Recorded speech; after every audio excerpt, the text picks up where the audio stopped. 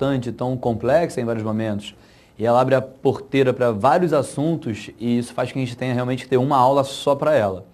Para não falar especificamente sobre a habilidade, como sempre, vou falar um pouquinho sobre a competência, como se apresenta a competência em planos, digamos, textuais, como se apresenta a competência para a questão especificamente, porque o que importa para a gente é o exercício, é a prova, e depois disso eu vou adentrar a competência e falar mais sobre a habilidade especificamente, as faces que essa habilidade pode ter. Então, vamos lá. Gostaria que você deixasse sua ficha aberta na página 84, que é a nossa ficha número 16. Então, já deixa a ficha separadinha aí, pode ser que ao longo da aula eu queira recorrer a ela para ou tirar exercícios, para fazer questões e analisar elementos importantes para a aula de hoje. Olha só, nessa nossa aula, em que a competência número 6 será levada mais em evidência, nós temos, primeiramente, para a competência, a seguinte definição. Compreender e usar os sistemas simbólicos das diferentes linguagens como meios de organização cognitiva da realidade, pela constituição de significados, expressão, comunicação e informação. Então a competência ela é bem vasta, ela tira para tudo que é lado, quando fala de diferentes linguagens, sistemas simbólicos.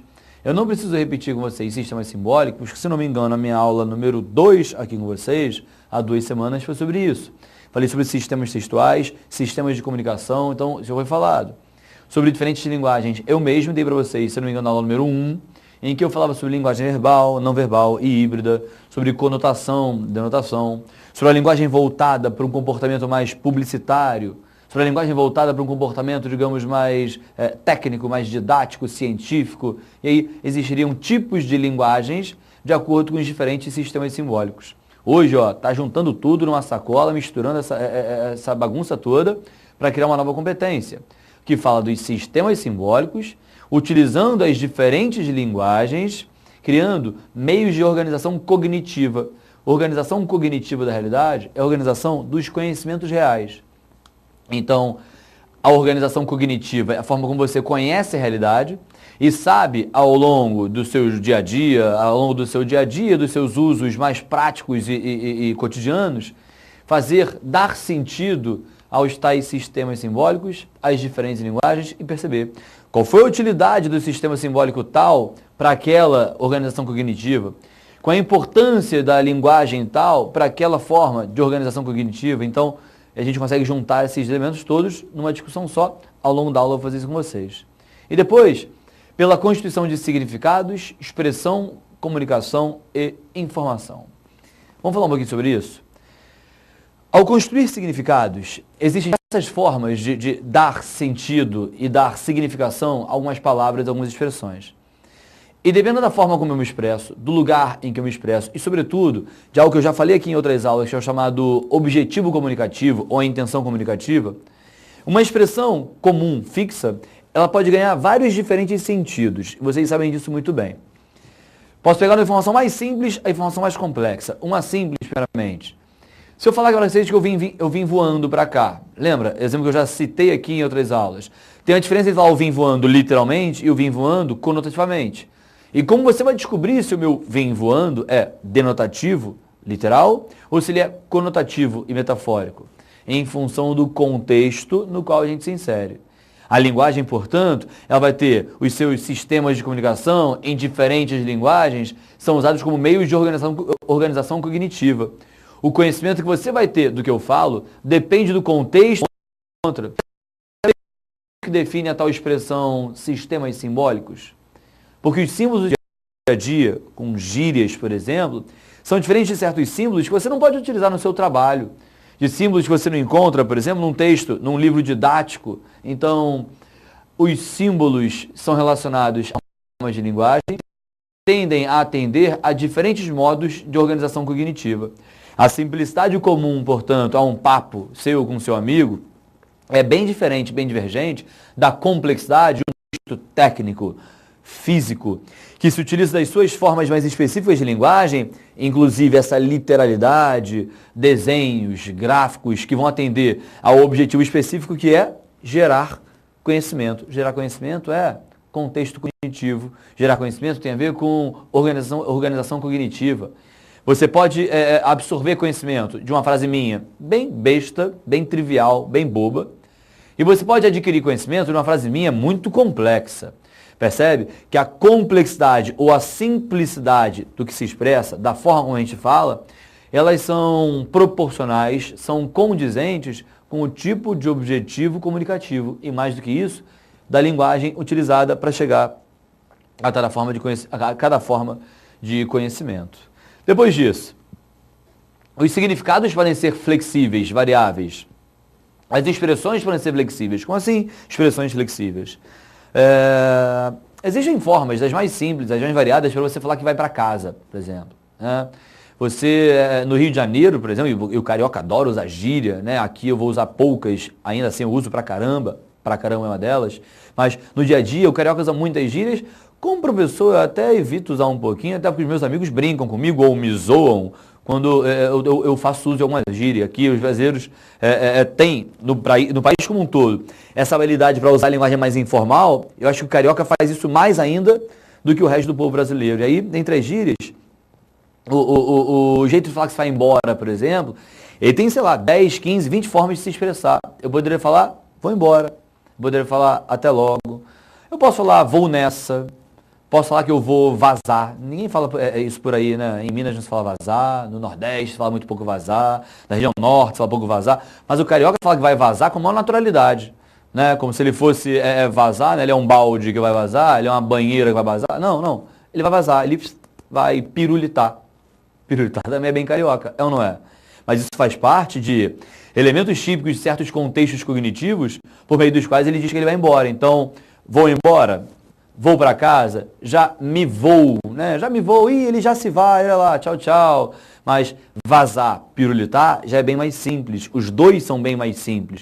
Por quê? Porque dependem do contexto em que se encontra uma pessoa, e nesse contexto, ele vai se utilizar de formas de linguagem que condizem com aquele conhecimento, com aquele hábito. Se eu chegar, por exemplo, bem longe do Rio de Janeiro e utilizar a expressão vou vazar, não vai dar muito certo. Aqui eu já não uso tanto, fora do Rio, menos ainda. Porque dificilmente, fora desse contexto, a absorção cognitiva ia ser igual a daqui. Aqui, por mais que eu, Vicente, não fale muito, vou vazar, se eu falar, todo mundo me entende. Fora do Rio não é assim que funciona. Sabe outra que é na hora de ir embora? Tem uma época que se falava muito um negócio do tipo, vou chegar. Vou chegar. Para mim, vou chegar vou chegar. Né? E aí o carioca vai usar o vou chegar quando diz tipo, vou embora. Né? Vou embora. Não, não. É o contrário. Né? O vou chegar virou, pela gíria, a ideia de que o cara estava indo embora. E não a ideia de que ele estava chegando. Negócio louco. Gíria é assim, nem sempre ela é explicada. Tem outro, o carioca vai falar que vai meter o pé. Ih, vou meter o pé, vou nessa. Né? O que é isso? São várias expressões diferenciadas que vão acompanhando objetivos, no caso, iguais, vou embora, mas que condizem com isso aqui, ó. São diferentes formas de linguagem, algumas mais formais, outras mais simples. São diferentes linguagens que vão acompanhar os meios de organização cognitiva. E aí você pode absorver conhecimento ou não, quando eu falo vou vazar, vou meter o pé, vou me pirulitar, vou embora e já me vou. Ou você pode não compreender, porque tudo depende da constituição de significados, da expressão, da comunicação e da informação. É assim a nossa competência de hoje. Ela vai, em vários momentos, criar, digamos, possibilidades distintas de utilização da língua, dependendo do contexto, mas essas possibilidades condizem com a personalidade do cidadão.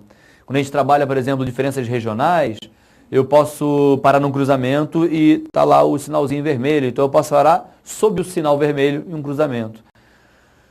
O paulista, por exemplo, já pararia sob um semáforo. Né? No sul, em algumas regiões, o rapaz pararia sob um farol. Né? Farol. Para mim, o farol do carro. Não é o farol que está virado para mim, para dizer se eu posso passar, se eu tenho que ficar alerta ou se eu tenho que parar. Né? A ideia de que existe um farol, uma luz que indica sinais, para mim, é o sinal. Mas eu tenho que saber que a absorção do conhecimento de uma frase do tipo vou parar para o sinal, ela tem que ser contextualizada e ela só gera, de fato, uma questão cognitiva, ela só gera, de fato, uma organização cognitiva se o contexto permitir que a linguagem seja coerente com o meio no qual ela foi apresentada, com o sistema no qual ela foi apresentada. E é assim que isso funciona. Falei pra caramba até agora sobre a competência e não falei ainda sobre a nossa habilidade de hoje. Então, vamos falar um pouquinho sobre a habilidade de hoje. Ó. H20. Habilidade número 20. Reconhecer a importância do patrimônio linguístico para a preservação da memória e da identidade nacional. Olha de novo essa habilidade e procura, em 10 segundinhos, quais são as palavras-chave dessa habilidade. Olha lá.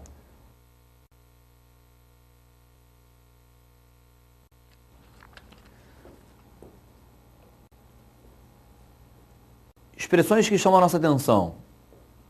Patrimônio linguístico, preservação da memória e identidade nacional. Tenho que falar para vocês um pouquinho sobre cada uma delas. Gente, o patrimônio linguístico são os seus bens, né? A gente tem eu tenho meu patrimônio, né? O seu patrimônio são os seus bens, são aquilo que você possui. Os seus bens podem ser tratados de forma material, né? Os seus bens até podem ser tratados, às vezes, de maneira subjetiva, sentimental, né? O seu patrimônio sentimental, são as pessoas por quem você tem um carinho, é a sua família, são seus grandes amigos, seu namorado, sua namorada. Tudo bem, o patrimônio está relacionado à posse, né? Você tem algo em seu patrimônio porque você possui alguma coisa. Mas ele não está falando de patrimônio material, financeiro, emotivo. Não, não. O patrimônio aqui ele é linguístico. De que maneira a gente vai possuir uma linguagem? De que maneira o brasileiro, ou na verdade, mais ainda, as ramificações do país, de que maneira são criados patrimônios linguísticos, patrimônios culturais condizentes com o brasileiro? Então, primeiro, falando sobre o Brasil, não apenas sobre partes do Brasil. Eu posso usar com vocês algumas palavrinhas que no nosso português terão uma interpretação, no português de Portugal terão outra interpretação, né? Você não usa, por exemplo, a ideia de que algo é gira. Algo é gira. Não, não, algo é bacana, é legal, é bonito, é interessante, é engraçado, é irado, como diz o carioca, mas você não fala que algo é gira. Porque quem fala assim? Quem fala assim é um povo que usa a nossa mesma língua, a língua portuguesa, que na verdade foi o povo que criou essa língua portuguesa e trouxe essa língua para cá, mas o patrimônio linguístico deles é diferente do nosso. Percebe que patrimônio linguístico não precisa ser necessariamente o dicionário, tá aqui o meu patrimônio linguístico, vou guardar ele embaixo do braço, não. Vai muito além de você ter palavras que fazem parte de um vocabulário. O patrimônio linguístico está relacionado à forma de se usar esse dicionário, a forma de você trabalhar com novos sentidos para as palavras ou expressões que fazem parte desse tal dicionário. Então, patrimônio linguístico vai muito além do texto, das palavras que aparecem, como formadoras da nossa língua, a famosa língua portuguesa. Tudo bem? Eu poderia ter um patrimônio linguístico que fosse além do escrito, além do verbal. Eu posso ter um patrimônio linguístico, digamos, não verbal? Será que é possível? Vamos lembrar outras aulas nossas? Existem alguns recursos, alguns sinais, algumas formas de apresentar informações a vocês que não são apenas cariocas, apenas mineiras, apenas paulistas. Não, não, não. Existem formas de se apresentar o discurso que são globais e formas que são nacionais. Entre formas globais, se eu olhar para você e fizer... Você me entende, não entende? Você, de qualquer parte do Brasil, sabe que eu estou sendo simpático. Estou cumprimentando você. Será que eu fosse fazer a mesma sinalização, o mesmo sinal para um americano, ele me entenderia? Provavelmente sim. Para um argentino, ele me entenderia. Para um francês, entenderia. A questão é, esse sinal aqui, ele é um patrimônio linguístico. Mas ele não é só brasileiro. Esse é o tipo de patrimônio linguístico que é considerado, digamos, universal. Então existem patrimônios linguísticos que são universais. Quer saber outro que é universal? Outro patrimônio universal pode ser o famoso tchau. Isso é um patrimônio linguístico universal. E percebe que até o próprio fato de não ter palavra, né, ele é não verbal e puramente não verbal, o fato de não ter palavra permite que ele vai angariando mais territórios, né, mais simpatia, e vai sendo utilizado por qualquer pessoa de qualquer parte do planeta. Então, cuidado. O patrimônio linguístico não é apenas a palavra a ser utilizada. Ele também pode ser relacionado a gestos, sinais e expressões que geram conhecimento. Porque lembra a competência? Os elementos textuais, linguísticos utilizados não são relacionados diretamente à tal da percepção cognitiva? Se eu passo isso para você, isso aqui é capaz de gerar informação, você entende o que eu quero dizer? Beleza, ó. Foi bem utilizada a nossa informação, foi bem utilizado o patrimônio linguístico para que a informação fosse absorvida. Ó, ao longo da aula, eu uso milhões. Sem perceber, e eu mesmo não percebi, ó, eu fiz joinha, né? A gente vai querer joinha, ou então curtir. Hoje está na moda o mundo facebookiano, já virou, fez isso aqui virar um curtir, né? Então, a gente tem sinais que são utilizados no dia a dia. Vários deles são realmente universais. Agora, vamos andar um pouquinho mais agora para o nosso território. Esquece sinais globais e universais. Pensemos em sinais nossos, dos brasileiros. Podem existir formas de cumprimentos que são feitas em partes do Brasil que não são feitas em outras partes. Isso pode acontecer. Se eu fiz esse sinal aqui, realmente, em algumas partes do Brasil, isso aqui é um cumprimento. E eu não creio que seja comum você encontrar, por exemplo, um cidadão que more, digamos, no Acre, fazendo esse tipo de cumprimento. O rapaz que mora na região norte, mora na grande Manaus, fazendo esse cumprimento. Por quê? Porque ele pode ter as formas dele de se cumprimentar, e essa forma é muito ligada à cultura do surf, à cultura do surfista, né? Assim como esse aqui já é ligado à cultura do homem do rock and roll, que pode estar em qualquer parte do nosso país. E eu sei que isso acaba vinculando e criando certos estereótipos, ou estereotipos, como se fala por aí. Agora, sendo estereótipos ou não, eles são formas de separar em grupinhos patrimônios linguísticos dos surfistas, patrimônios linguísticos típicos dos advogados, patrimônios linguísticos típicos dos artistas, né? Percebeu que todo artista sempre fala que está fazendo um projeto. Ah, eu estou fazendo um projeto novo. Ah, mas é isso, eu trabalho, eu estou fazendo um projeto. Estou fazendo um projeto. Ó, a palavra projeto faz parte da vida do artista, do global, e ela faz parte, na verdade, desse patrimônio utilizado linguisticamente ou por gírias que é comum a eles, que não é comum ao meu mundo, não é comum ao meu contexto. E aí, existem palavras relacionadas aos mais variados contextos, e essas palavras compõem o tal do patrimônio linguístico. Repetindo, que esse patrimônio pode ser verbal, pode ser não verbal e pode ser híbrido. Ele pode misturar ao mesmo tempo elementos verbais e elementos não verbais, como a gente já tem visto nas nossas aulas nas últimas semanas. Ó, reconhecer a importância do patrimônio linguístico para a preservação da memória e da identidade nacional. Agora, preservação da memória. Já que eu dei exemplo disso aqui, não fomos nós que inventamos esse cumprimento. É importante saber que um dia alguém usou isso daqui como cumprimento e isso ficou. Foi virando moda, e até hoje você pode encontrar alguém e deixar lá a sua reverência, mostrar simpatia, ser educado com esse alguém. Mas percebe que isso é uma forma de perpetuar a memória de um povo? Quando ele fala de preservação da memória e da identidade nacional, isso condiz com a possibilidade de nós termos a perpetuação de elementos históricos. O ok. Conhece o famoso ok? Eu falo ok, você deve falar ok. Já deixou de ser apenas americano, ele era americano total, né? OK. Isso era americano total. Mas na verdade, isso foi ganhando espaço e sendo utilizado por vários outros países. O próprio japonês, que nem usa a linguagem americanófila, anglicana, não. O japonês também fala ok, ele sabe falar ok. Você chega à França, por exemplo, e era normal o francês não querer falar nada de inglês, né? Sempre rolou essa lenda. O francês não quer falar inglês, não fala inglês. Então lá você tem que aprender a falar um pouquinho do francês. Lá, em vez de falar o famoso ok, o normal é você falar d'accord, né? D'accord é de acordo, tudo beleza, tudo certo. Mas se você falar ok, eles vão entender? Vão entender. O ok já tem essa abrangência universal que faz parte do patrimônio linguístico. Mas percebe que ele, sem que você perceba, ele é uma forma de preservar a memória e a identidade nacional? Sabe onde veio o ok?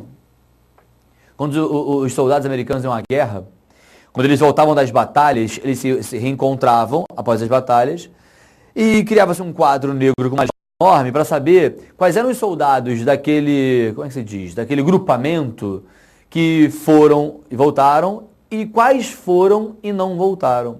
Então eles tinham uma lista enorme com os nomes dos soldados. Quando eles voltavam, iam fazendo um checkzinho. Opa, voltou. Quando todos os soldados de um grupamento voltavam, era sinal de que tudo bem. O sinal de que estava tudo bem é sinal de que houve zero morte. E aí, zero morte é zero, semelhante ao O, K de kills. E a ideia do ok era inicialmente um dia ou kills. O americano fala muitas vezes ou, em vez de falar zero, né? Então ele usa muitas vezes o termo ou. E aí, ou representando zero. O K representa kills, o número de mortes, e aí ficou lá. Todo mundo voltou? Opa, checklist para todo mundo. Checklist, checklist, checklist. Ok. Hoje, o ok é utilizado e você não está nem pensando na possibilidade de falar sobre guerra. Você não está nem pensando na possibilidade de falar sobre morte.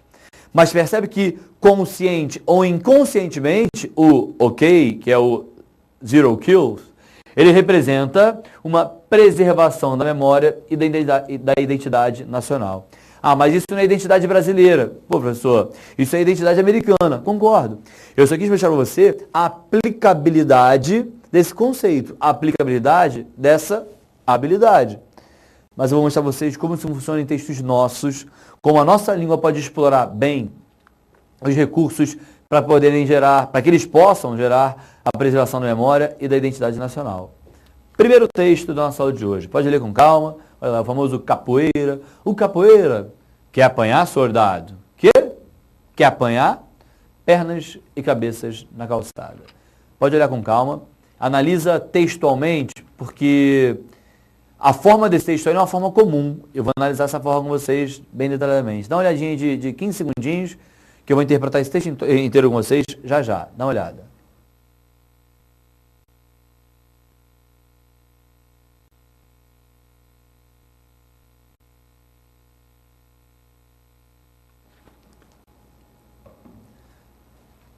Vamos lá, queridos. O capoeira. O título capoeira já é simbólico pra caramba. Pô, o próprio título já é uma forma de preservar o patrimônio linguístico e cultural brasileiro, porque o capoeira representa o cara que joga a capoeira, e a capoeira é uma das marcas da nossa cultura. Pô, então o título por si só, ele já é muito simbólico, muito significativo, ele faz menção direta a alguém que representa culturalmente o nosso povo. Isso é inegável. Aí começa a história. Primeira etapa, quer apanhar? Segunda etapa, o quê? Nas duas, olha o que acontece. Nas duas etapas, eu tenho a famosa oralidade. Quer apanhar, soldado. Se fosse um texto formal, não poderia ser quer, tinha que ser quer. Apanhar, não, apanhar. Soldado, também não, soldado. Ah, então isso aí representa a famosa linguagem oral, a linguagem popular. E de fato isso representa a linguagem popular brasileira. E digo mais, sendo um texto formal, devia ser quer apanhar, vírgula, soldado. Nesse caso, eu deveria respeitar o sinal de colocação, o sinal de pontuação. Mas tudo bem. O outro responde o quê? Provavelmente é o soldado que responde o quê? Olha lá. O capoeiro vai lá e fala de novo. Quer apanhar? Quer apanhar? E a conclusão do texto é pernas e cabeças na calçada. É legal essa última linha, esse último parágrafo, porque vê se ele tem verbo. Pernas e cabeças na calçada. Não, não tem verbo. E percebe que mesmo não tendo verbo, isso é ação, é puramente ação. É briga, né? Os caras estão brigando. Então, não ter verbos aqui não foi suficiente para você falar, não estão praticando ação nenhuma, olha lá, pô, não tem ação a ser praticada. Mentira. Mesmo sem verbos, vocês percebem tranquilamente que eles estão praticando uma ação. Porque isso é capacidade linguística nacional. A capacidade linguística nacional, da língua moderna sobretudo, ela permite esse tipo de utilização. Por que ela faz isso? Porque ela trabalha com a linguagem de alguém que se encontra com outro alguém, chama para briga e a briga está instaurada. A última frase é a famosa frase nominal. Sente, o que esse troço aí tem a ver com a nossa habilidade, com a nossa competência? Espera só. A linguagem utilizada ali não é a linguagem típica do brasileiro? Utilizar a linguagem brasileira, percebam, língua portuguesa, linguagem brasileira. Utilizar a linguagem brasileira é o que vai fazer ser perpetuada a preservação, realmente, do ambiente, vai ser perpetuada a utilização da língua e são perpetuadas expressões que representem a linguagem. O sordado é uma delas. Ah, você vai dizer, sordado? Sordado não é gíria. Sordado, na verdade, é uma forma de representar a forma como se fala, né? Ele escreveu sordado, o que se fala sordado. Concordo. Mas isso é preservação da nossa língua. Se hoje, alguns anos depois, quase 100 anos depois da confecção desse texto, eu estou lendo esse texto com vocês, percebe? A literatura não tem capacidade de fazer ser mantida a nossa linguagem? A literatura faz isso muitas vezes. As poesias têm capacidade de manter estruturas textuais, estruturas oracionais que condigam com a nossa cultura, com o nosso comportamento. E eu posso ir mais longe ainda nesse texto. Analisando essa poesia, essa narração, sabe o que acontece? Quando Oswald de Andrade escreveu esse texto aí, o Brasil estava na época de República Velha. Não sei se vai lembrar a República Velha, estava no início do século passado, foi até basicamente 1930, né? E durante a República Velha, o Brasil vivia a época das famosas oligarquias rurais. Época de oligarquias rurais, o povão não está satisfeito com o braço armado do exército, o povo está sendo, digamos, submisso, subordinado às ordens de poucos, e daí vem o termo oligarquias. E o que acontece é o seguinte, o capoeira representa, metonimicamente, o povão. O capoeira representa, o povo brasileiro, o homem que não é das elites. E nessa contrapartida entre o capoeira, que não é das elites, e o soldado, quem é o soldado? Enquanto o capoeira é o representante do povo, o soldado é o representante do governo. E o povo, ele tinha razões para elogiar o governo? Ele tinha razões para se satisfazer com o que acontecia no Brasil naquela época? Creio que não. Porque, política do café com leite, lembra de história? Os políticos vão organizando as eleições para que sempre fiquem paulistas ou mineiros no poder. E aí os governadores vão se alternando, criando a chamada política do café com leite, voto de cabresto. Essa questão toda que envolve a República Velha fazia o povo da época ficar muito incomodado, muito satisfeito. E esse texto mostra o incômodo do povo. Eu sei que você poderia ler essa poesia e falar, poesia é legal, simplesinha, bobinha, muito curta. Mas ela vai muito, muito, muito além disso. Essa poesia é totalmente atrelada à nossa história, à nossa cultura, a aspectos existentes na nossa cultura que estão aqui, direta ou indiretamente apresentados. O capoeira é parte da nossa cultura. O soldado, que é o soldado, ele é homem da nossa cultura. A ideia de que existe uma briga entre o capoeira, que é o povão, e o soldado, também é parte da nossa cultura. As expressões utilizadas, quer apanhar, soldado, tudo isso representa a nossa formação linguística. Então, olha como esse texto é legal. É muito simples, muito bobo, muito curto, mas isso aqui é a cara do nosso patrimônio linguístico. Pela simplicidade, pela capacidade que se tem de escrever o que se fala, como se fala, o que é ainda mais comum, pelo apanhado histórico que muito sutilmente aparece aqui, e existe um apanhado histórico, na relação do homem, do povo, que estava incomodado com as oligarquias, com o braço armado do governo, com a questão de que existiria uma imposição bem tirana, bem ditatorial naquela época. Realmente, essa poesia consegue, de maneira bem curta, essa obra, que parece ser obra em prosa, parece ser obra em poesia, consegue, de maneira bem curta, atirar para tudo que é lado, para mostrar para você como são apresentados os elementos linguísticos que formam o patrimônio cultural. Se você tiver dúvida, lembra que você pode mandar pergunta para a gente a qualquer momento, tá? Dúvidas sobre a competência, dúvidas sobre a habilidade, dúvidas sobre o texto, lembra que você pode mandar perguntas a qualquer momento e, obviamente, estarei aqui prontinho para responder para vocês.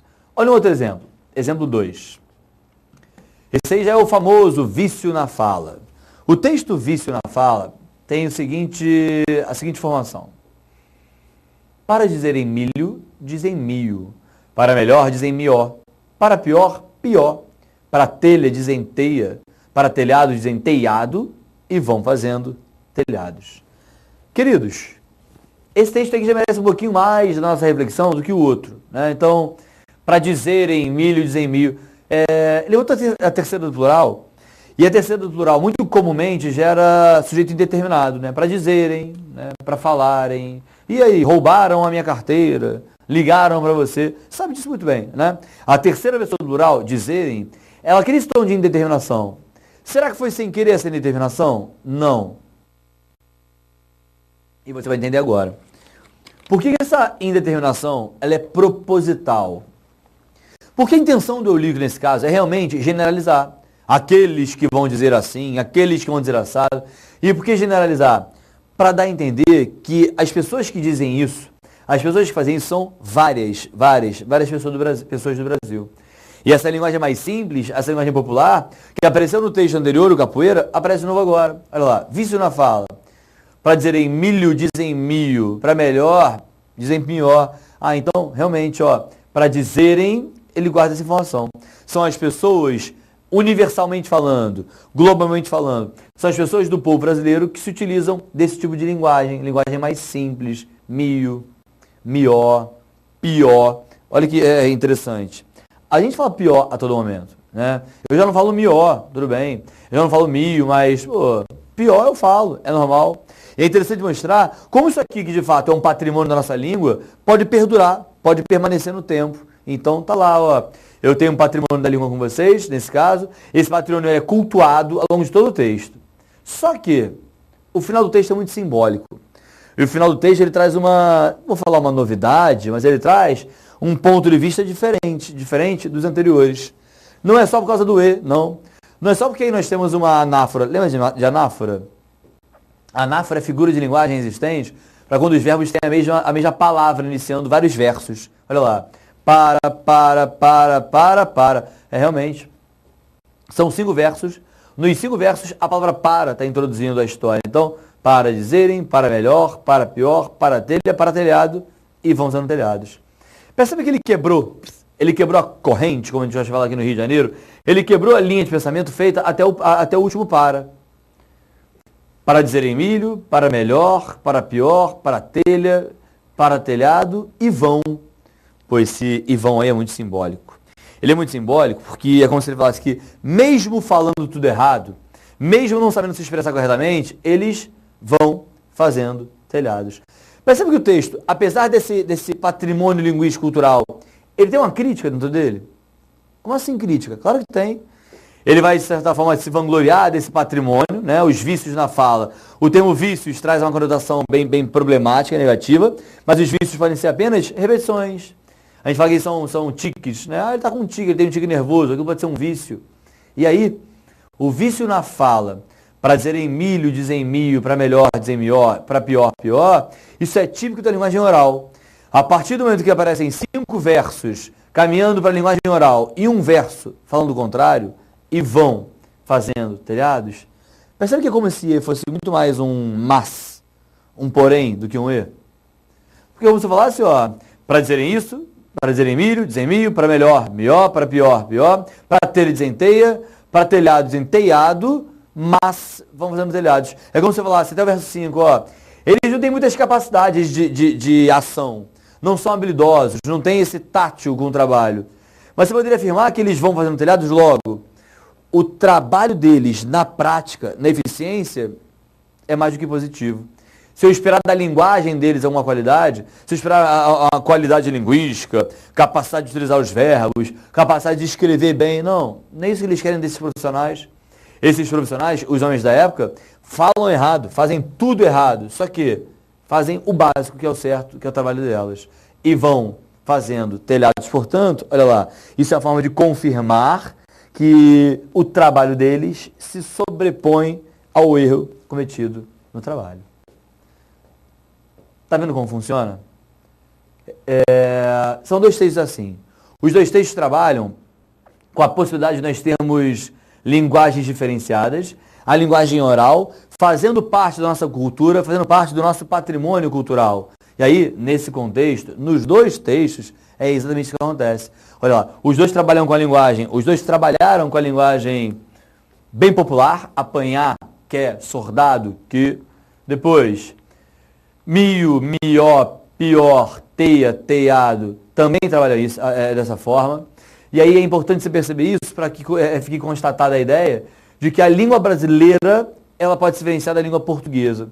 A literatura fala de língua portuguesa. Os modernistas, sobretudo, de uns tempos para cá, resolveram criar a língua brasileira, que deriva da língua portuguesa, mas tem uma nova formação mais popular, que condiz mais com o nosso jeito de pensar. Vamos à primeira questão da nossa aula de hoje? Eu trouxe para vocês 3 questões aqui, vou olhar com vocês antes de olhar a nossa ficha de hoje. Olha lá, essa questão ela é pautada em um texto. Primeiro texto. Observe. A internet vai acabar com a língua portuguesa? De José Luiz Fiorin. Ele é o autor do texto, tá?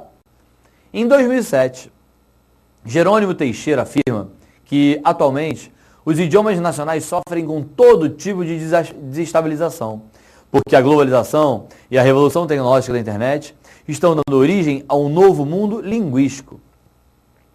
Entre os fenômenos desse novo mundo estão as subversões da ortografia presentes nos blogs e nas trocas de e-mails, e o aumento no ritmo da extensão dos idiomas. É legal essa frase pra caramba porque ela é muito significativa. Entre os fenômenos desse novo mundo estão as subversões da ortografia. Percebe que isso é um eufemismo para abreviação, por exemplo? Né? Uma subversão da ortografia, hoje, pior do que abreviação. Tem um símbolozinho para tudo que você fala, né? Você vai começar num chat com alguém, você vai ter o chamado emoticon, ouviu falar esse termo? Emoticon. Você vai ter um ícone, por isso emoticon, o final tem a ver com ícone, um ícone emotivo para todo tipo de sentimento. Então, em vez de você falar que você está triste, falar estou triste, você pode postar um smile de tristeza. Em vez de você falar estou feliz, estou satisfeito, você pode postar lá um smile de alegria, né, de satisfação. E aí, isso tem a ver com as subversões da língua, subversões da ortografia. E eles já são presentes nos blogs e nas trocas de e-mails e mais.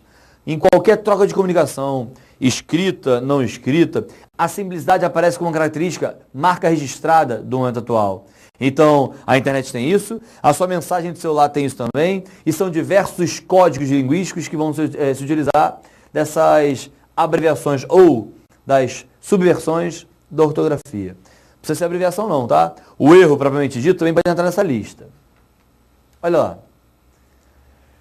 Parte-se do princípio de que a internet leva uma informação, uma deformação do idioma, a sua desestabilização e de que nela a linguagem usada é pobre e trivial. Isso significa que as línguas estão em perigo. Que perigo é esse? A língua portuguesa foi formal numa época, ela pode estar ficando informal demais nesse momento, pode ser um perigo. A língua portuguesa, ela tinha uma capacidade de diferenciar o momento coloquial do momento normativo, o momento culto. Hoje, isso não necessariamente tem acontecido. Né? É muito comum que você perceba alguém usando linguagem formal culta num ambiente que não era para ser formal culto. Mas é porque isso é parte do hábito. Mais importante ou mais comum do que esse é o contrário.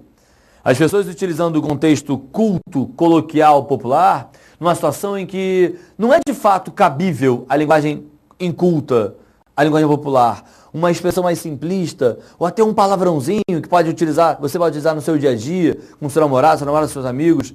Aqui, isso deveria respeitar um tipo de variação. Então, está lá no nosso anunciado. Ele fala sobre a internet e sobre as possíveis consequências advindas do uso da internet.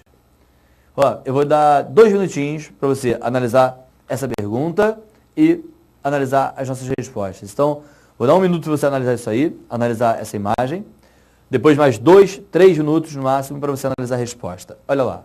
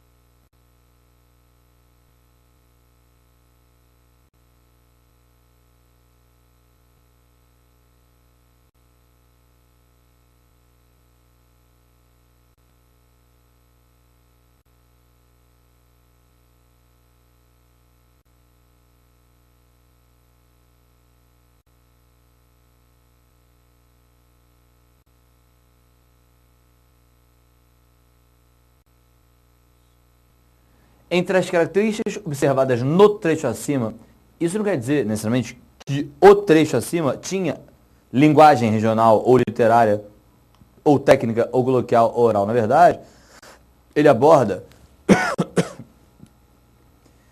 sofrem todo tipo de desestabilização. A globalização e a revolução tecnológica da internet estão dando origem ao novo mundo linguístico. E aí ele fala que, agora, entre os fenômenos desse mundo estão as subversões da ortografia, a simplicidade, presente nos blogs e nas trocas de e-mails, e o aumento do ritmo da extinção de idiomas. Partes e princípios da internet levam a deformação, a uma desestabilização. Volta. O texto não usa nem comenta a linguagem regional. Então, deixa a letra A para lá. Né? Vocabulário regional, pela presença de léxico de determinada região do país.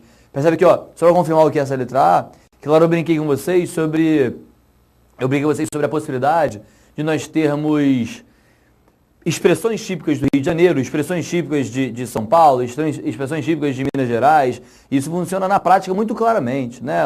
Eu não usaria, por exemplo, vocês, daí, ó, vamos analisar esse trem aí, né? Porque o cariocão não usa muito o trem, que o mineiro usa pra caramba, né? E aí, cada um tem o seu jeito de expressar. Isso tem a ver com a tal da linguagem regional. O léxico é o sentido dado aos termos, a forma como as palavras são utilizadas com certas significações, dependendo do contexto em que elas são exploradas. Tudo bem? Deixa a letra A para lá. B. Tom literário, pela conformidade com as normas gramaticais. O texto não é literário. E pior do que isso, tá? O texto poderia ser literário e não ter conformidade com normas gramaticais. Vamos perceber um exemplo? Esse texto aí é literário? É, pode concordar comigo. E apesar de ser literário, ele tem concordância com as normas gramaticais? Consonância com as normas gramaticais? Não. Não tem preocupação com a pontuação? Não tem nenhum pontinho sendo utilizado.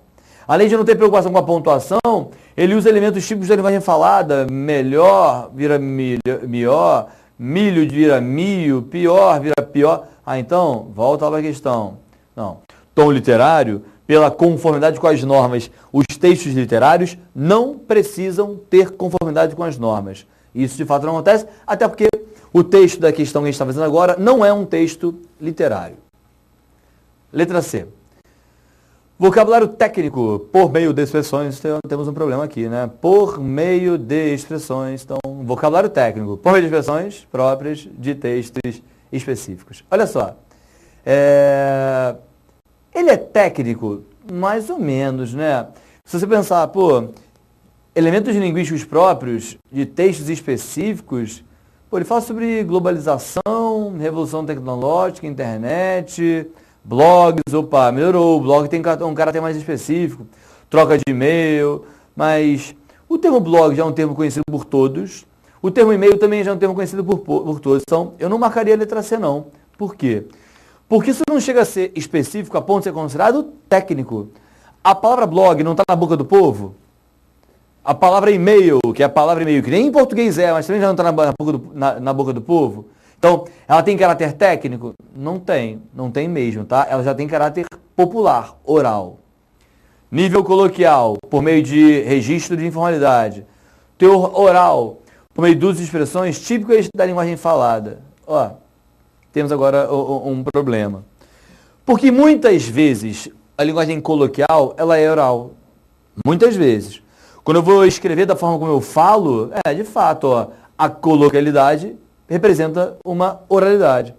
Mas eu posso tranquilamente ser coloquial, utilizar expressões no meu texto que sejam mais simplistas, expressões mais próprias do uso popular, sem que necessariamente elas sejam orais. Elas representem a oralidade que volta aqui, que está presente nesse texto. Aqui, é uma coloquialidade? É. E a coloquialidade foi feita por meio da oralidade? Foi. O melhor é oralidade, pior é oralidade, teiado é oralidade. Da onde vem a palavrinha oralidade? A oralidade é a exploração da palavra ou do vocabulário oral por ser falado. Então, esse texto aí tem oralidade. A oralidade acompanha a linguagem coloquial. Agora, esse texto aí não tem. Não há elementos orais típicos da linguagem falada no enunciado, no texto da questão número 1. E aí, a resposta vai ser nessa letra D de dado. Lembra de diferenciar coloquialidade, informalidade de oralidade.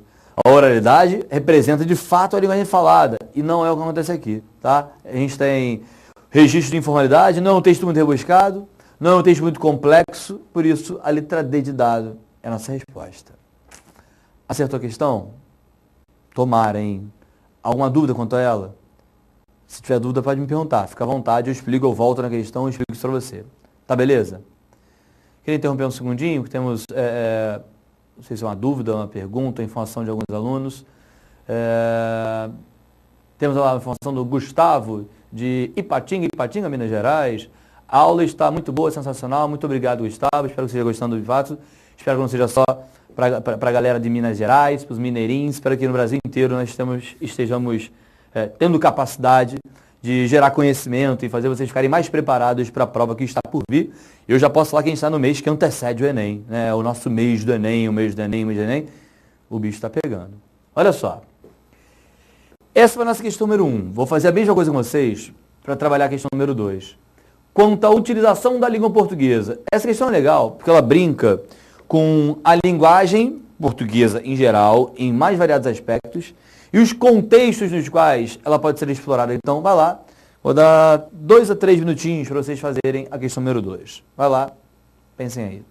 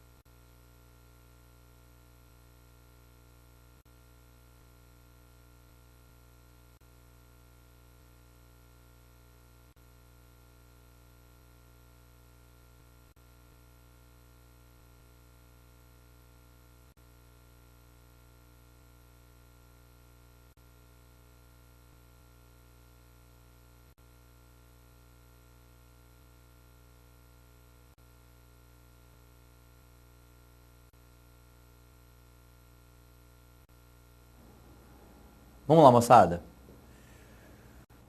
Quanto à utilização da língua portuguesa, é incorreta. Isso nem é muito comum para o Enem, não, pedir a incorreta. É muito comum que eles peçam a correta, que faz jus ao que foi falado no enunciado. Isso não é tão comum, mas que seja. O técnico esperava que os volantes dessem mais apoio ao ataque, o que daria mais liberdade aos alas. Linguagem específica ao contexto futebolístico. Faz sentido, ó, volante, ataque, alas.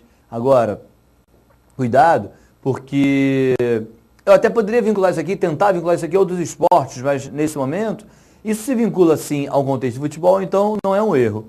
Eu tomaria cuidado, por exemplo, quando eles usam a expressão linguagem específica ao contexto. Porque digamos, que eu quisesse falar sobre, sei lá, basquete. Não, para basquete não ia dar certo não, porque basquete não tem volante. Concordo. Mas se eu quisesse falar sobre futsal. Professor, futsal é futebol é futsal. Sei lá, né? Na verdade não são esportes diferentes. Se eu quisesse ser um chato, né? Um mais rigoroso, mais cri-cri, mais crítico, eu poderia falar que não. Isso serve para futebol, serve para futsal também. São esportes distintos. Mas não vou ser chato a esse ponto, não. Não acho que o homem que fez a questão tinha esse tipo de maldade ao criá-la. B. As custas do processo não seriam proporcionais ao valor da devida indenização. Utilização concernente, o que concerne é que se refere, que é relevante. Utilização concernente ao âmbito jurídico. Faz sentido, né? Indenização tem tudo a ver com o âmbito jurídico. As custas do processo, quando você vai entrar com um processo contra, sei lá, sua empresa de telefonia, você está com um processo contra, contra uma loja na qual você foi e não foi bem atendido, foi maltratado, foi humilhado, você tem que pagar uma custa por esse processo. Essa custa a gente chama de DARF, né? Você paga lá uma graninha no banco, quando você vai ajuizar o seu processo, vai montar a sua petição, você tem lá essa taxa paga, senão o processo não pode ser ajuizado. Ah, então faz sentido, ó, letra B. As custas do processo não seriam proporcionais ao valor da devida indenização. Isso tem tudo a ver com o âmbito jurídico, com o âmbito jurisdicional. C. Trata-se de uma questão simples, um mero 2 mais 2. Linguagem específica ou contexto matemático? Será? É claro que falar 2 mais 2. Vamos à nossa aula de matemática de hoje. Teremos hoje aula de adição e subtração. Para começar a aula de adição, então, ó, 2 mais 2 igual a... Não, tudo bem. Eu poderia criar um contexto e teatralizar, muito mal, diga-se passagem. Eu poderia teatralizar aqui para parecer que 2 mais 2 seriam realmente elementos típicos da aula de matemática. Tudo bem. Do contexto matemático, concordo. Mas a gente usa essa expressão 2 mais 2 nos mais variados casos, como aconteceu aqui. Trata-se de uma questão simples, um mero 2 mais 2. Turma, o mero 2 mais 2, ele é muito mais uma metáfora para a simplicidade, uma metáfora para representar o que é besta, o que é bobo, o que é trivial, o que é simples, do que algo matemático. E posso afirmar ainda que eu poderia tranquilamente falar sobre essa questão simples ou complexa como algo típico do dia a dia de todos nós. Todos nós fazemos contas de 2 mais 2, metaforicamente, a todo momento. Quando você vai ao banheiro e lava a mão, e eu espero que você lave a mão após ir ao banheiro, você faz algo simples. Ah, realmente, ó, lavar a mão após ir ao banheiro, é um mero cálculo de 2 mais 2, é uma mera questão de 2 mais 2. Quando você vai acordar de manhã e vai escovar o dente, você está acostumado a fazer isso. Já faz com tanta naturalidade que já virou um mero 2 mais 2, simples, algo comum, algo corriqueiro. Então, será que a gente gosta da letra C? Eu não gosto, tá? Eu marcaria a letra C porque, de fato, ela traz uma incorreção. Olha as outras duas, olha a letra D.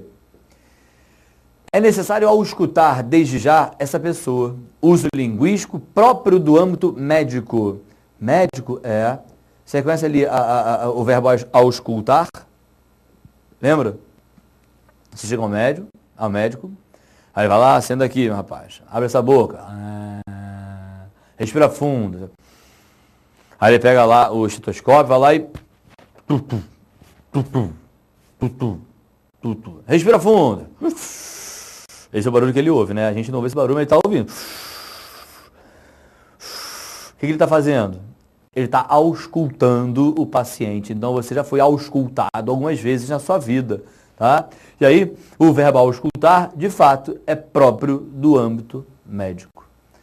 A produção em película terá um efeito considerável do ponto de vista da audiência, vocabulário típico do cinema. Algumas palavras aparecem aqui muito claramente no contexto cinematográfico. Na ordem que elas aparecem, produção, né? Produção. Película, a película, ela é um dos materiais, um dos recursos para formação, para criação de um vídeo, né, em filmagem, então ele pode ser filmado em película. Terá um efeito considerável do ponto de vista da audiência. A palavra audiência também aparece no contexto cinematográfico, porque a palavra audiência diz respeito, faz menção àqueles que são os espectadores de um certo filme. Então, realmente, ó, a letra E tem vocabulário típico do cinema, e é importante entender isso aqui e vincular isso aqui às nossas competências. Queridos, o que isso aqui tem a ver com a competência de hoje? Percebe que são usadas palavras que são muito mais do que apenas patrimônios universais, como eram aqueles gestos iniciais, não. Existem patrimônios universais, lembra disso? Dos patrimônios universais, são os mais amplos. Existem os patrimônios nacionais de linguagem. Dentro dos patrimônios nacionais, podem existir patrimônios regionais, isso é muito comum, patrimônios municipais, estaduais, até bairros, por exemplo, em muitos casos tem seu patrimônio, o seu jeito de se expressar, o seu jeito de falar, isso é normal. Mas percebe que existem patrimônios que são vinculados a contextos dentro de uma única sociedade? O contexto profissional, digamos, jurídico, tem um patrimônio. O contexto médico tem outro patrimônio. E aí, processo é a parte jurídica. A matemática seria outra, é a nossa resposta, então não cabe. O futebol teria outra. são formas de entender como os elementos da linguagem formam seus patrimônios, e esses patrimônios podem ser divididos, parcelados, inclusive em contextos nos quais eles são apresentados. Entendeu? Queria saber se vocês têm alguma perguntinha pra gente nesse momento. E se tiverem pergunta, fiquem à vontade para mandar mais uma vez as perguntas a vocês, tá? Se estiver tudo bem, obviamente, se não está tudo bem, está tudo bom, correndo na boa. Mas, né, se qualquer dúvida, você pode perguntar, que eu, obviamente, explico também a questão número 2 para vocês. Meus queridos, minhas queridas, vamos à questão número 3. De novo, temos um texto. Olha lá. Olha o texto. Quando o português chegou debaixo de uma bruta chuva, vestiu o índio, que pena, fosse uma manhã de sol, o índio tinha despido o português. É bem legal entender esse texto, porque ele faz parte também do contexto bem modernista, de primeira fase, né? Começa o modernismo brasileiro, com pessoas que querem desenvolver pensamentos que são mais brasileiros, mais nacionais. Eles começam a fazer isso por meio da poesia. Poesia, ó, bem brasileira, linguagem brasileira, bem brasileira, linguagem brasileira. Agora, essa aí também é assim. Então, observe esse texto. Quando o português chegou debaixo de uma bruta chuva, vestiu o índio, que pena fosse uma manhã de sol, o índio tinha despido o português. E aí, uma questãozinha sobre ele, tá? Vou ler mais uma vez o texto para deixar o slide na questão, tá? Olha o texto. Observe. Quando o português chegou debaixo de uma bruta chuva, vestiu o índio, que pena fosse uma manhã de sol, o índio tinha despido o português. Divirta-se, já eu faço com vocês. Vamos lá.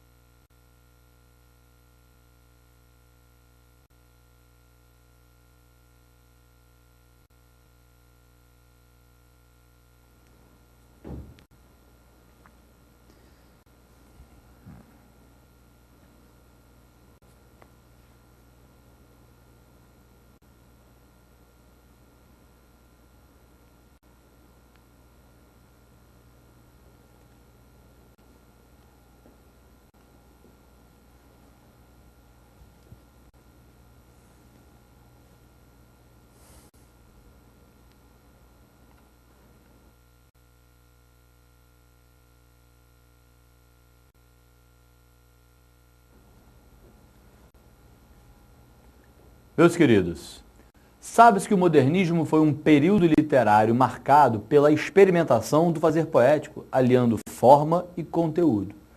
Diante disso, é verdadeira a seguinte afirmação. Olha lá, letra A. A tentativa de formar uma nova linguagem, além da escolha de uma temática de cunho sociopolítico. Vamos lembrar, o texto, a partir do momento em que ele coloca quando ele chegou debaixo de uma bruta chuva, ó, realmente bem popular, né? Linguagem coloquial.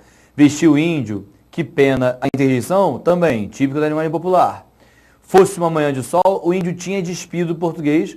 Fosse uma manhã, se fosse uma manhã de sol, o índio teria despido o português. A linguagem é coloquial. Agora, esse texto, ele não chega a ter a temática de cunho sociopolítico em função da linguagem.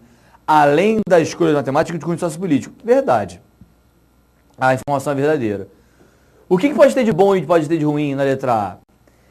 Ele tem uma tentativa de fato de formar uma nova linguagem? Não. Na verdade, ele trouxe para a poesia a linguagem popular, a linguagem social, a linguagem nacional.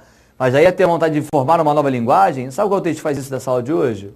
Ó, esse texto aí ele vai tentar formar uma nova linguagem. Ele está tentando emplacar o papo de que a língua popular, coloquial, mais simples, ela pode ser o nosso carro-chefe.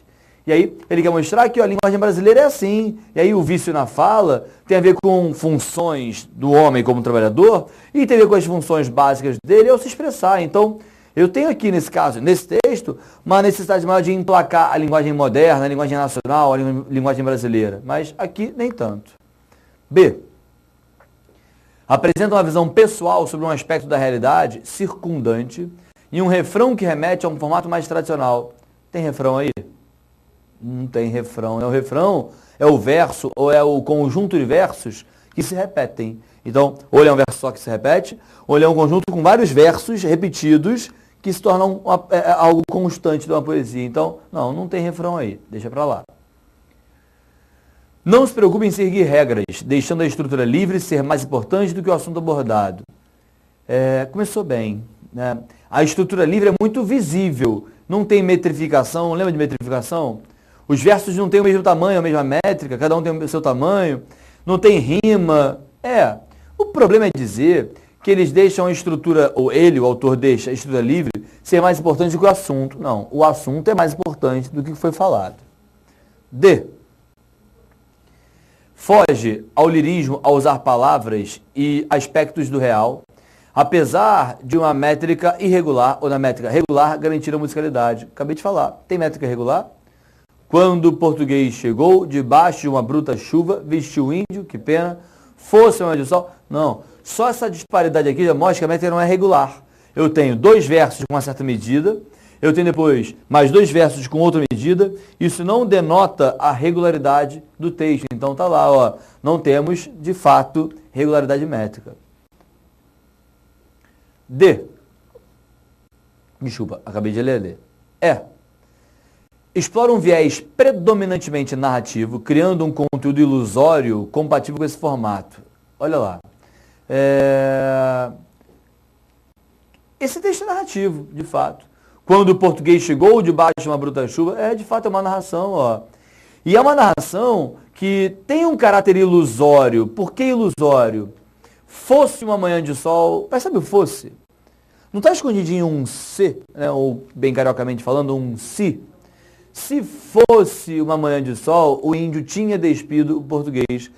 Na verdade, ó, é isso aí. Nós temos essa linguagem que é narrativa, num texto que de narrativo não tem nada, e essa linguagem que é narrativa pautando-se numa ilusão, numa possibilidade, numa hipótese. E aí, a letra E é boa pra gente. Explora um viés predominantemente narrativo, criando um conteúdo ilusório compatível com o formato, porque a narração, percebe? A narração pode ser ficcional. A narração pode ser fantasiosa. A narração não tem que estar presa à realidade objetiva.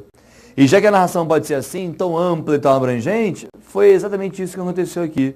O ambiente narrativo permitiu a criação de um contexto ilusório, ou no mínimo, uma hipótese, né? A imaginação dele sendo levantada. Lembra que B, C e D eram ruins. A letra A foi aquela que poderia gerar uma confusão. A tentativa de formar uma nova linguagem, além da escolha de matemática com cunho sociopolítico, é verdade? Sociopolítico não. Até tinha a ver com a política da colônia, tudo bem, mas não é o tema central. O tema central não é a parte sociopolítica, é apenas social, política não. E o que derruba também a letra A é a tentativa de formar uma nova linguagem. Eu sei que não é coloquial, mas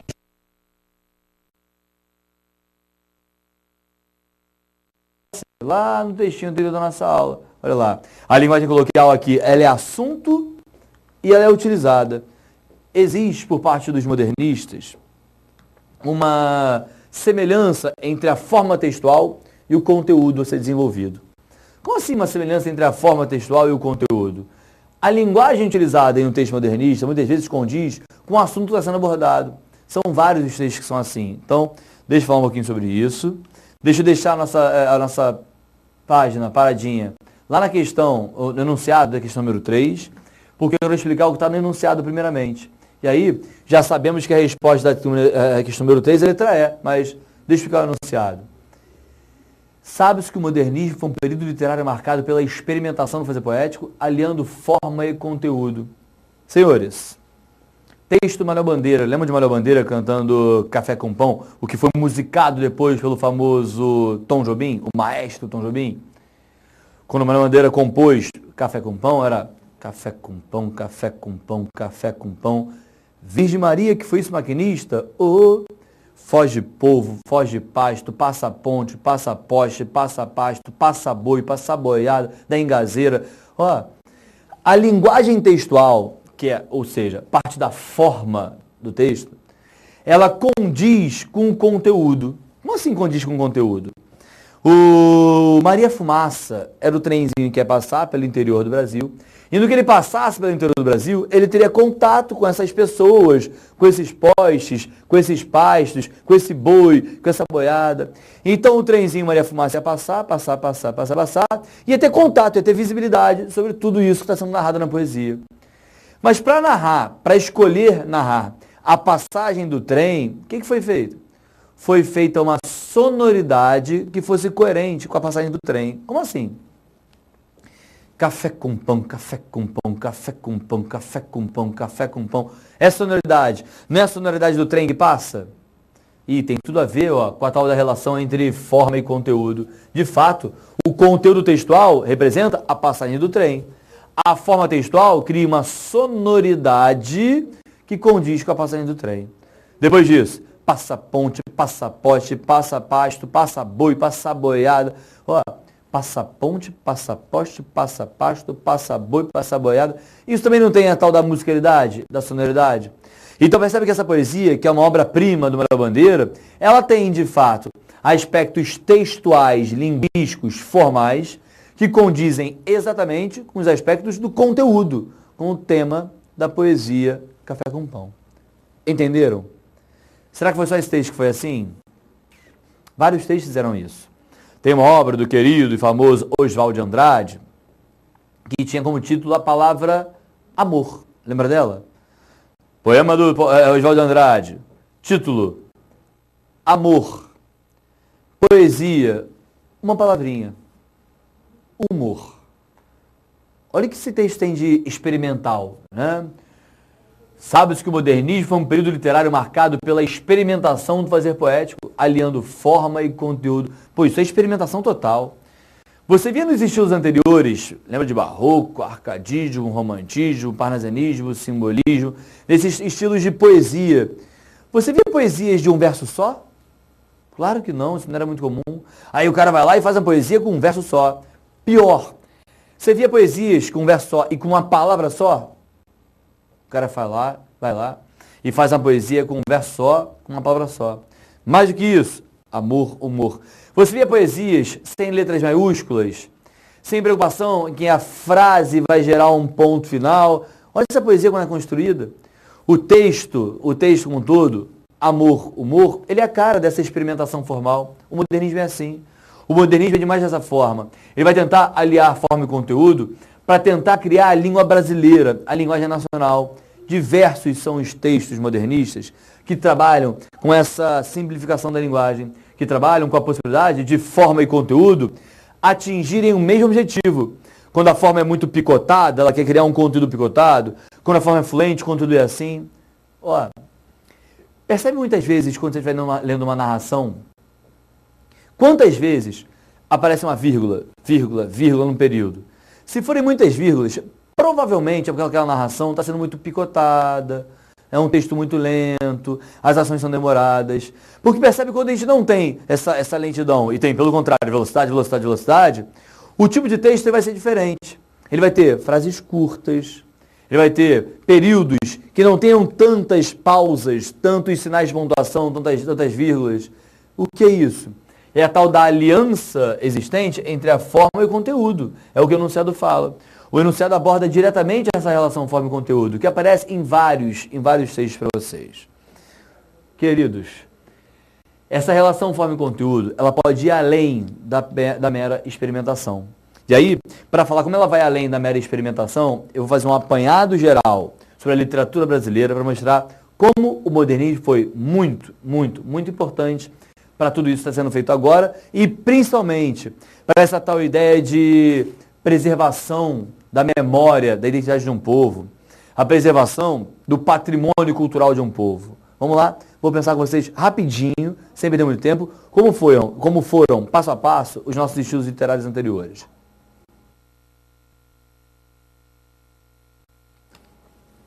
Partindo da história. Começou a nossa história literária com a vinda dos portugueses para cá e a famosa Carta de Achamento do Brasil, a famosa Carta de Descobrimento do Brasil. E aí, essa Carta de Achamento do Brasil, ela condiz com a minha formação inicial de textos que condigam com a nossa cultura, com o nosso Brasil. Pô, mas esses textos começam a compor a nossa cultura, lá no comecinho da história, em 1500, eles eram textos feitos por portugueses para portugueses. Então até tem ali preservação da identidade cultural do nosso povo. Mas lembra que naquela época a nossa identidade era muito mais lusitana do que tupiniquim, falando um bom português, um português bem brasileiro. Realmente, um texto feito por portugueses para portugueses, ele até vai marcar a nossa identidade daquela época, até vai preservar a nossa cultura daquele momento, de 1500, mas é uma cultura bem lusitana, bem pouco brasileira. Aí passa a época de literatura informativa, né? As cartas do Pero Vaz de Caminha para o rei Dom João de Portugal. Começa aqui com o trabalho dos jesuítas, aos poucos, a formação cultural barroca no nosso país. Começa o barroco, e os textos barrocos que surgem e começam a fazer muito sucesso no Brasil, eles têm grande parte daquela influência do barroco europeu. Como era o barroco europeu?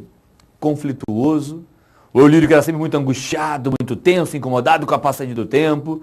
Mas por que essa brincadeira? Não era porque o nosso cidadão, o nosso indivíduo brasileiro era de fato um cara angustiado. Não. O homem europeu que estava assim. Sabe o que estava rolando na Europa nessa época? Uma confusãozinha básica que vocês aprendem em história, formada entre reforma protestante e contra-reforma católica.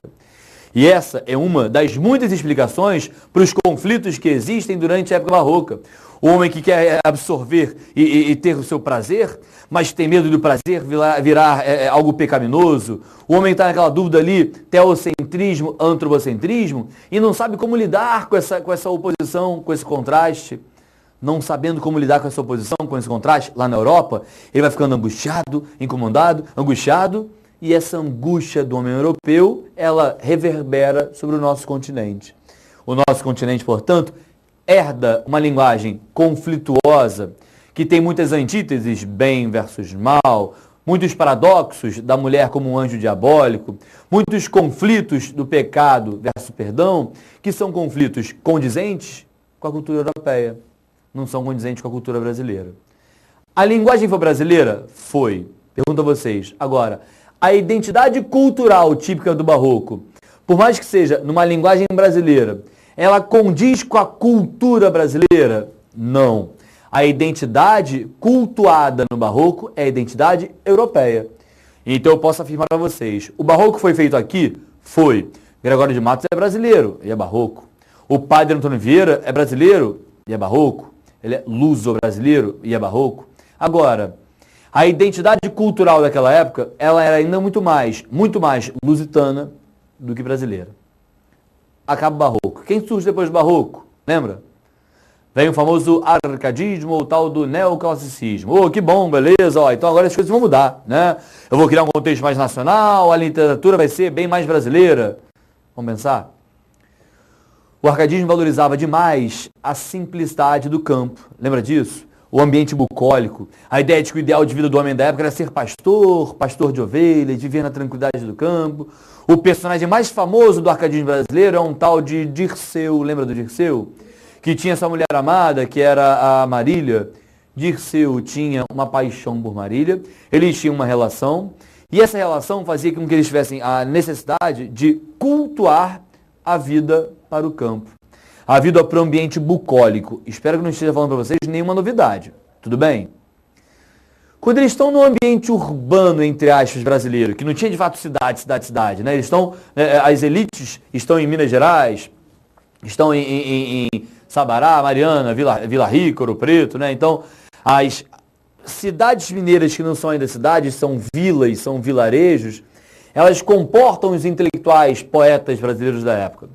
E aí, o que acontece é o seguinte, por mais que eles sejam brasileiros, por mais que eles escrevam em português, tinha um probleminha nessa brincadeira. A identidade cultural que era trabalhada, ela não era essencialmente brasileira ou essencialmente mineira. Ela até tinha um quê de brasileira, é claro que tem, mas ela tinha muitas influências da literatura europeia. Que papo é esse, literatura europeia? Lá na Europa, agora sim, lá na Europa, já existiam cidades e estava sendo formada lá na Europa aquele contexto europeu de Revolução Industrial. Lembra o que rolou na Revolução Industrial? Lembra de um negócio chamado de cercamento de campos? Era um processo utilizado na época da Revolução Industrial Europeia para tentar dinamizar a indústria. Por quê? Quando eles cercaram os campos lá na Europa, eles fizeram o cidadão rural migrar para a cidade e virar um cidadão urbano. Primeiro ponto importante, o que acontece? O cara sai do campo e vai para a cidade, o cara sai da área rural, vai para a área urbana, ele passa a ser, olha lá, mão de obra barata. Eu quero emprego, você também quer, ele também quer, ele também quer. Ah, se todo mundo quer emprego, posso pagar R$100 por mês, está tudo valendo. Vocês vão querer, senão vão passar fome, preferem? Quem quer? Não quer? Beleza, então ele vai querer. E aí nessa abundância de mão de obra, e por isso, mão de obra barata, o que aconteceu com a cabeça do homem europeu na época do arcadismo, lá na Europa? Ele fez o homem europeu analisar a cidade como algo problemático. A cidade era vista de maneira muito, digamos, competitiva, egoísta, individualista, cheia dessa competitividade e cheia de individualismo.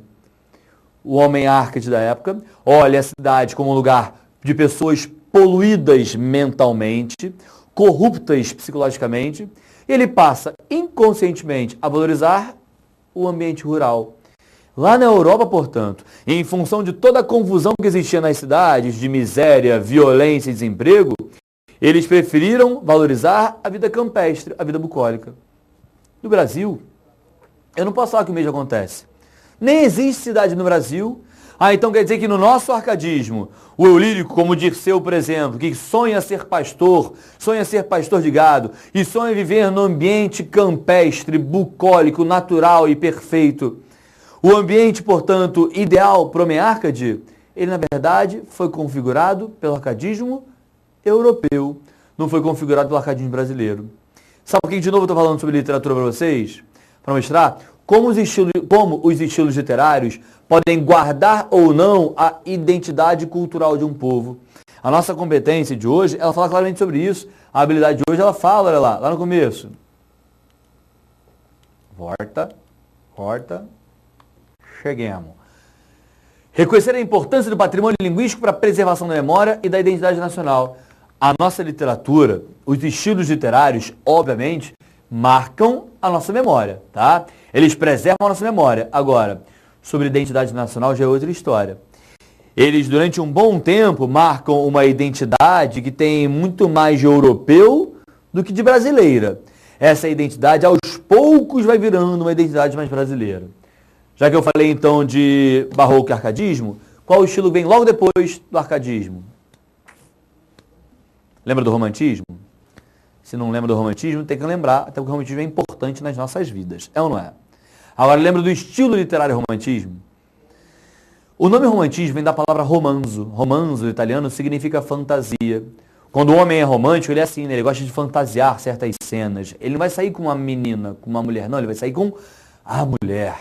É a mulher dos seus sonhos. Ela é linda, ela é bela. E aí, a imagem feita sobre a figura feminina, que é uma imagem de idealização, percebe? Ela é uma imagem fantasiosa. O romântico idealiza tudo, né? Ele idealiza a mulher, idealiza a relação amorosa, o sentimento amoroso, ele idealiza a fauna, idealiza a flora, idealiza os heróis sociais, nacionais, digamos assim.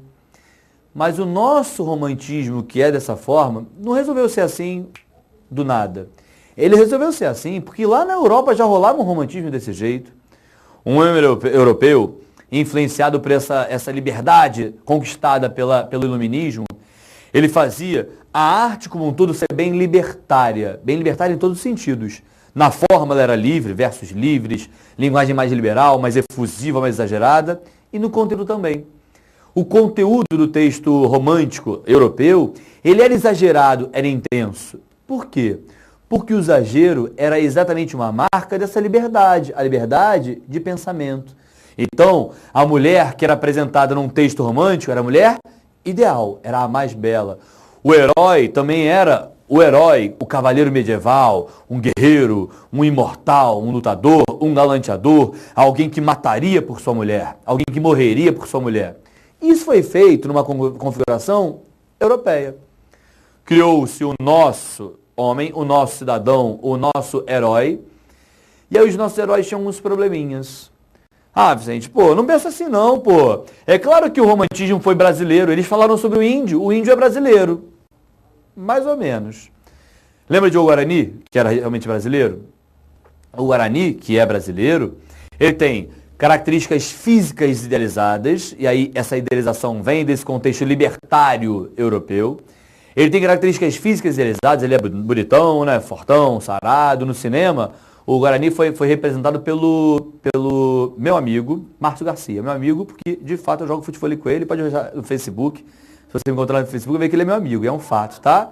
Eu sou muito melhor que ele no futebol, por sinal, mas ele é só um pouquinho mais bonito que eu.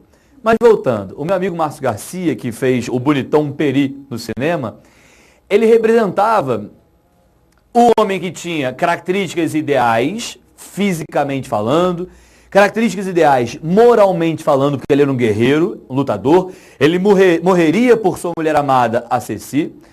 Só que o Peri tinha um problema. Como é que eu vou querer cultuar alguém que seja a identidade brasileira, o índio que represente a nossa identidade, se esse índio aí, ele é apaixonado por uma europeia? Faz sentido mostrar o nosso índio que estava aqui apanhando do europeu, cultuar e idealizar a mulher europeia? Isso é meio mentiroso, tá percebendo? E sabe por que isso é mentiroso? Porque a identidade criada nessa época para representar o índio brasileiro era uma identidade muito mais europeia do que brasileira. Se fosse um brasileiro de fato representando o índio, jamais ele faria um índio sucumbindo, um índio submisso ao personagem europeu, submisso à mulher europeia. Isso aconteceu durante um bom tempo. Por quê? Por mais que o índio representasse, olha lá, a preservação da nossa memória, a identidade nacional, ela ainda não era de fato uma identidade brasileira. Eles estavam tentando criar uma identidade brasileira, mas o nosso país ainda era muitíssimo influenciado pela identidade europeia, pelo cavaleiro medieval europeu. E, pô, tentar equiparar o índio brasileiro, selvagem, ao cavaleiro medieval é um paradoxo.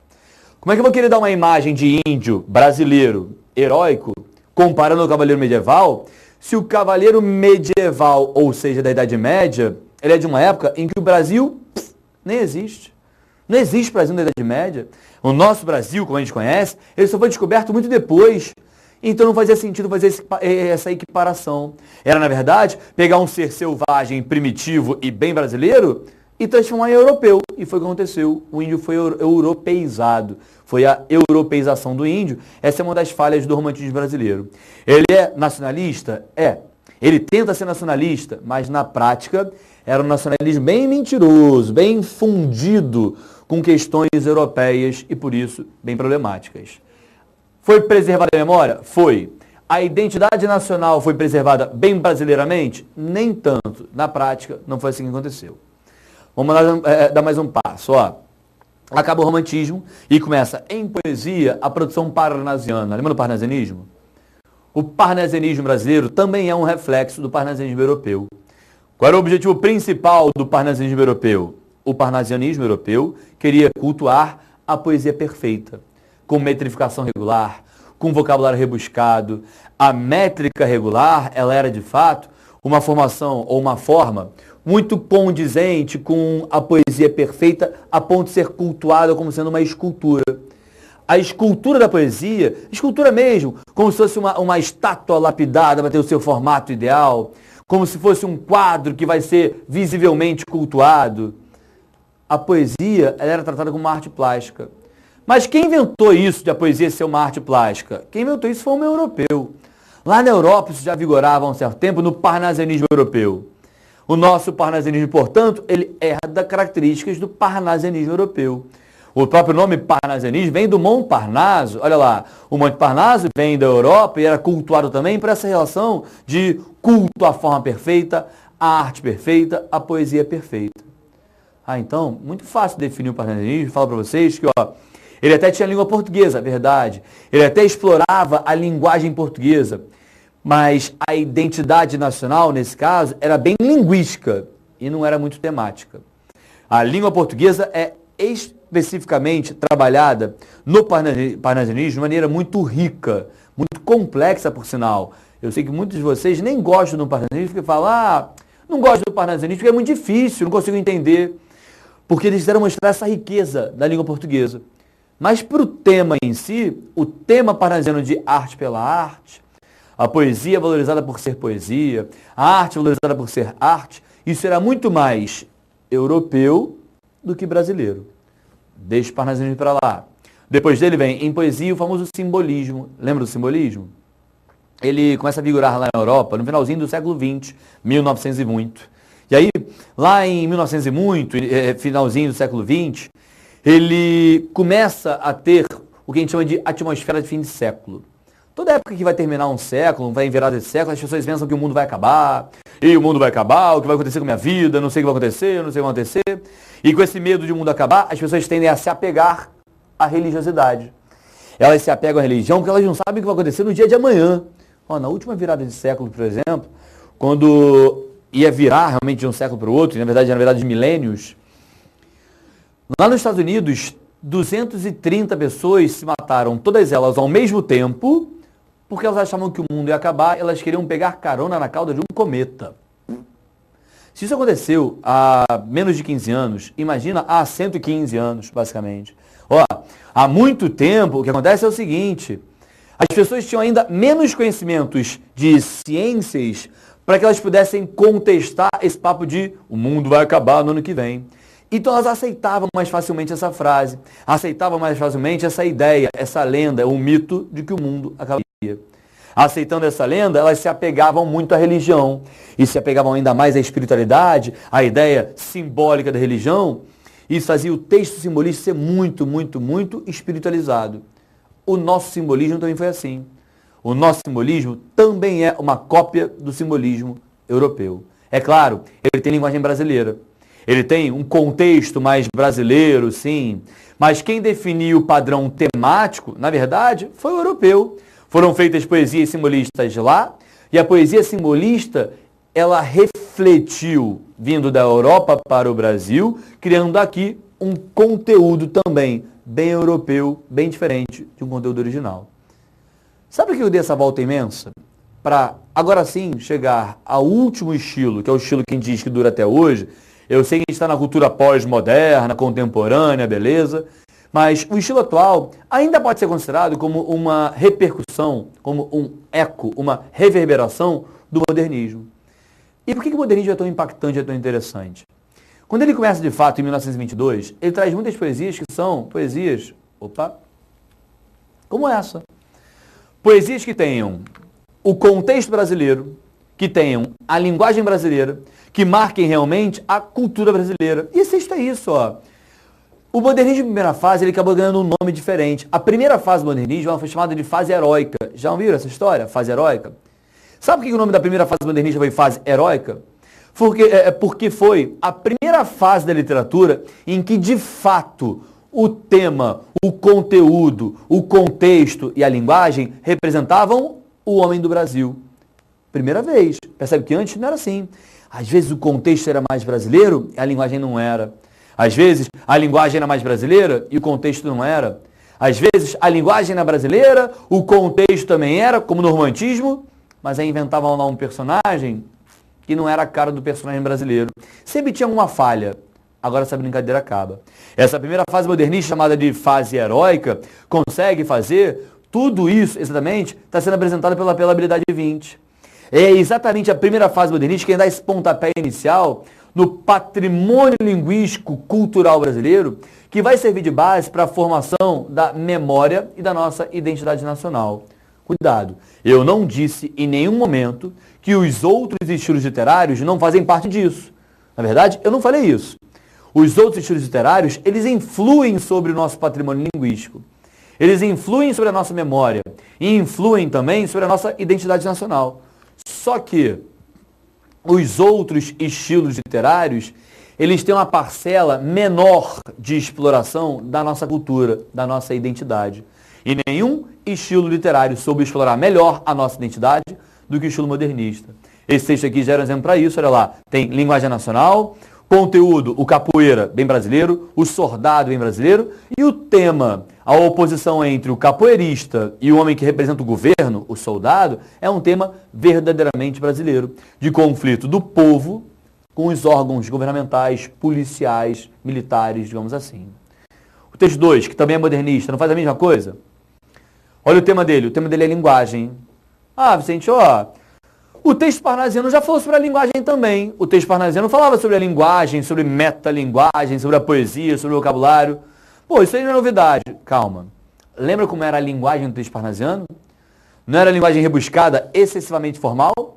Essa linguagem excessivamente formal, ela era nossa, popular? Você começa por aí utilizando essa linguagem parnasiana, rebuscada em excesso? Duvido.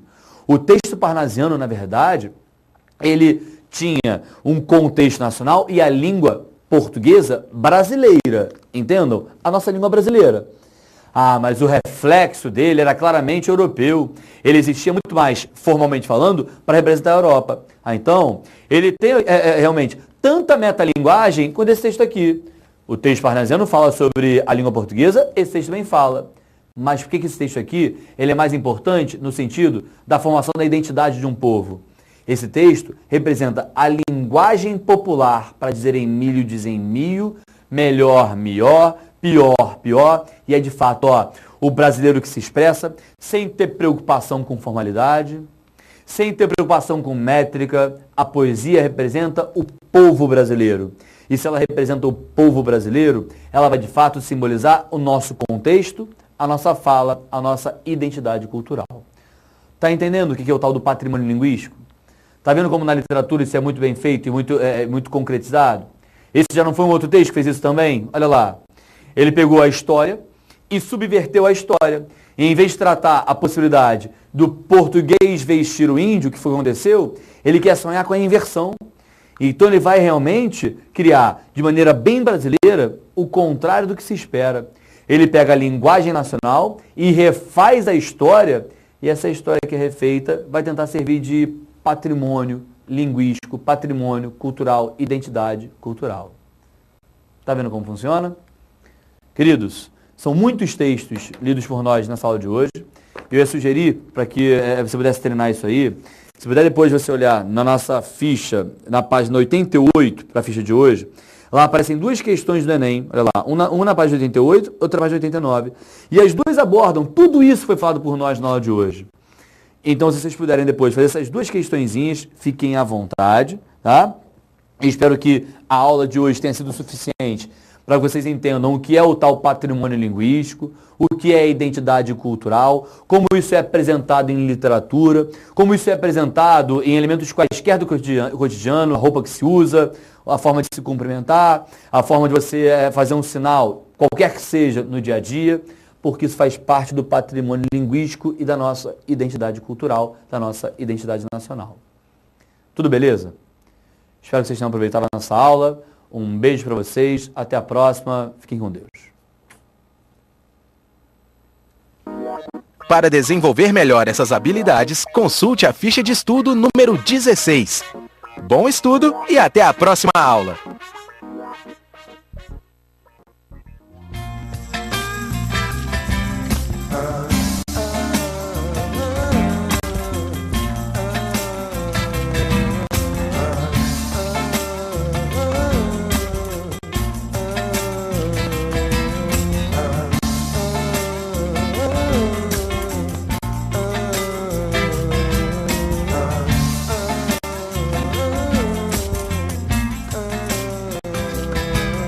Buscar no escuro do inconsciente.